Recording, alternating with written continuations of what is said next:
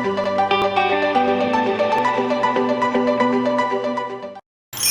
channel viewers, I am DS, your psychologist, and welcome to another episode on Channel NITT. So I've been sick and it started off with a runny nose. Now I'm having a very bad blocked nose, but I think I will still continue to do videos, just that I can make the videos shorter. So in one of our previous episodes, we talked about what the ENTJ may find it hard to say. So in this episode, we're going to do something very similar.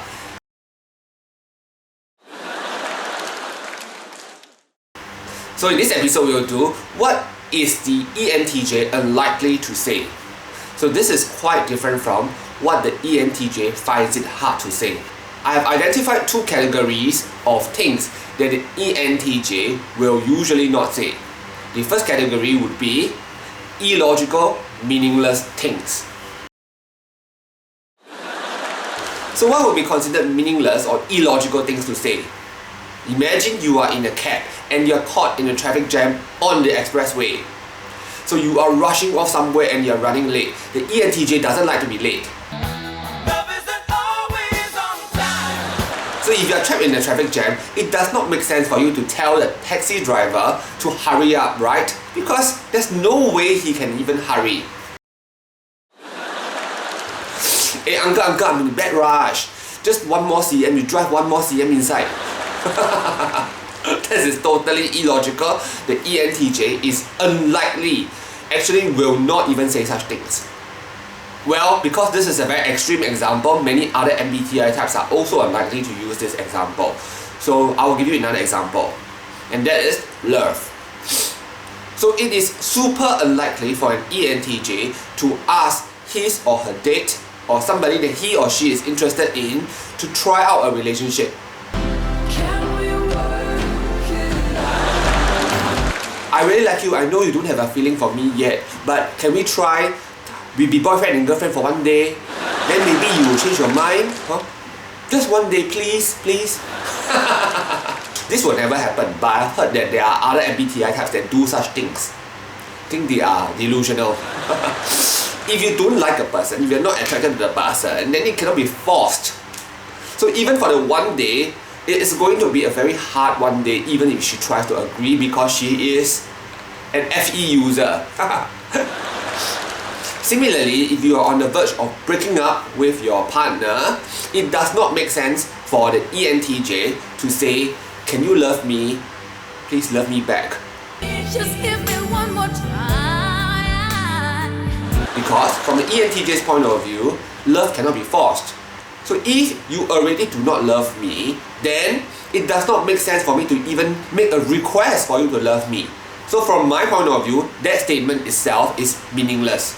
Okay, let's move on to another category of things that the ENTJ is very unlikely to say. And I'll substitute it under one word, and that word is pester. So the ENTJ is very unlikely to pester anyone. Definitely, the ENTJ will not be one who will pester a friend or somebody to lend him money or lend him anything. So I will also not pester a potential customer to buy from me. I will explain very clearly to this potential client or customer what my product is, and then I will just leave this person to decide. I won't say, "You want to buy or not?" And definitely will not pester or chase this person again and again for it, because I find it very irritating to be chased by a person. So definitely by projection, I will not do it on other people. However, if there's a potential client that I think is actually really interested in my product, but is just not getting to me yet, I may give a friendly shout out to this person a few days later or sometime later, like, "Hi, how are you? How have you been?" Hello, how are you? Now to think about it, I'm not too sure about other ENTJs, because as an ENTJ, I'm not very sales oriented. So there might be other ENTJs that are doing the sales job very well. So ENTJs, especially those doing sales, do you pester, so to speak, or do you do it subtly? So the word pester does come with the element of pushing, shoving the person towards your direction. The ENTJ may find it hard to do so. So I mean, especially for me. So let's say I'm going out on a date. So there are certain questions that I am willing to ask, but I only ask once. For example, would you like to go to my place for some coffee? Actually, I don't drink coffee, but I mean it as a figure of speech. Would you like to stay overnight? So if the person says no, then I will just leave it as that. I will not push on. So in this regard, I will not pester. It is definitely possible for me to ask. I can ask blatantly even, but I do not pester. But it is possible for me to probe again sometime later. Okay, this is a really very short episode. So my nose is rather blocked. I hope that this doesn't affect the voice projection or sound quality of this video. So our dear viewers, thank you for supporting us so far. If you have a topic that you would like us to cover, do comment below and we'll look into it.